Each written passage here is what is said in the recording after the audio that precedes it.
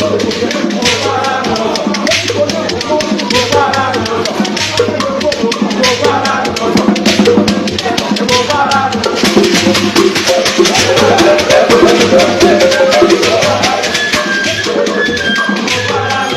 right, everyone.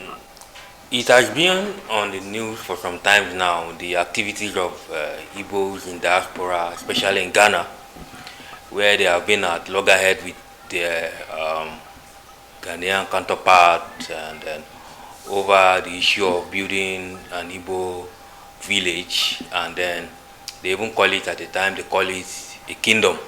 Of course, they later refute that. It all started where a certain young man went to Ghana, and they struggled in Ghana, made it here in Ghana, married in Ghana, and gave birth in Ghana.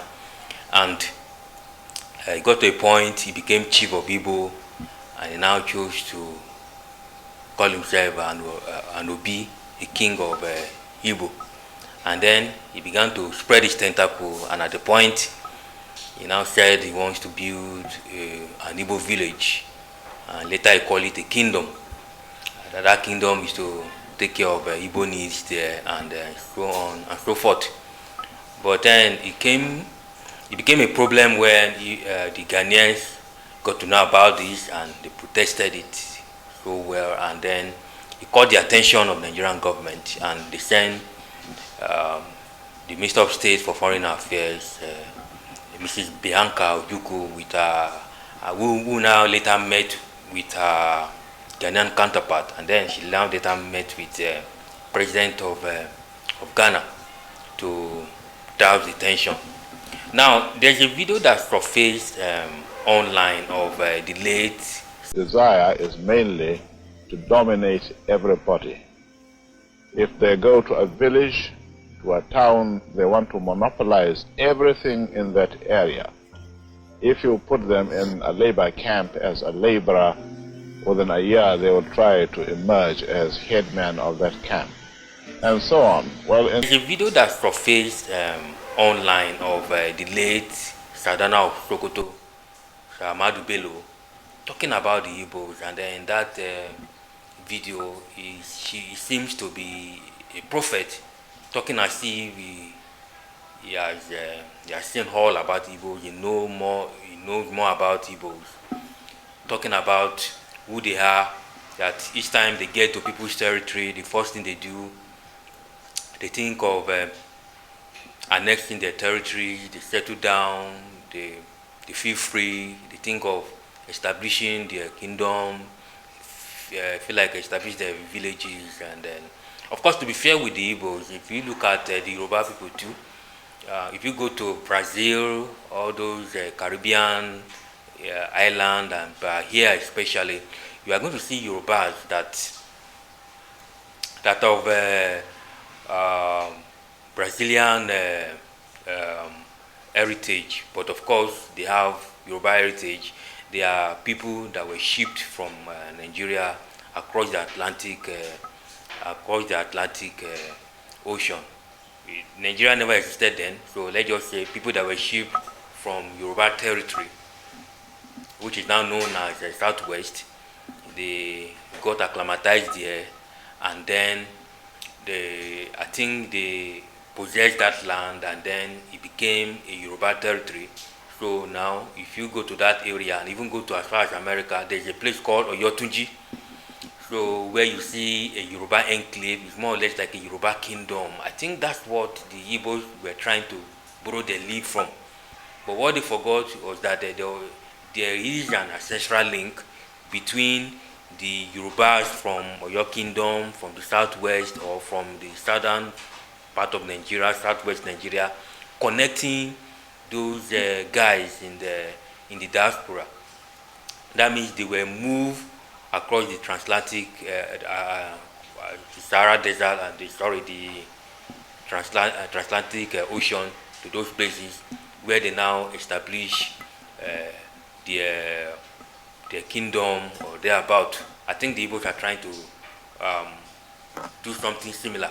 But what they forget is that there isn't link between them and Ghanaian people. So that's why it is difficult for them to establish their kingdom there. And if you look at one of the tribes in Ghana, it's called the Ga ethnic group.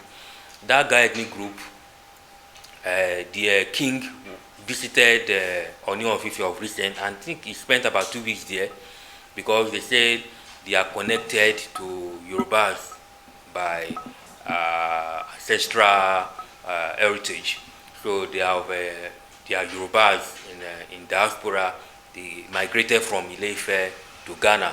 So they are more or less Yorubas sub-ethnic nationality.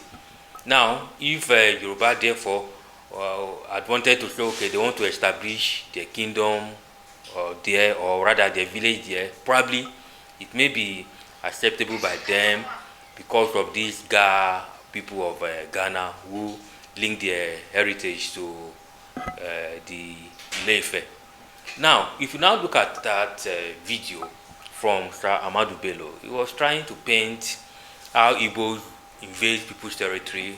Of course, they are welcomed, they establish their business, then they begin to now extend their territory, they begin to extend their bounds, and then they now see themselves as lord over that land. And then he made this assertion in this video. So I want you to watch this video, and then I want to have your comment. What do you say about this? And I will see you in the next video.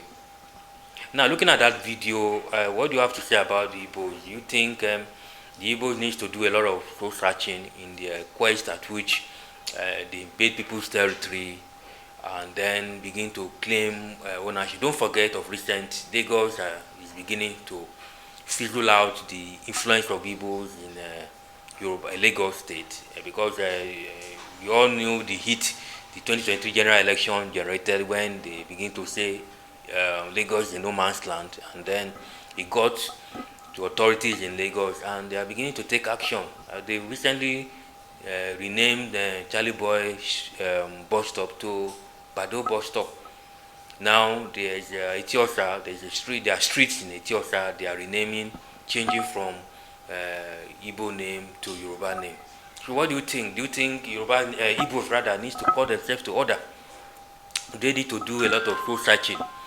With the way and manner they feel that when they attain, when they get to any territory, they feel they can establish their territory, their kingdom, and so on.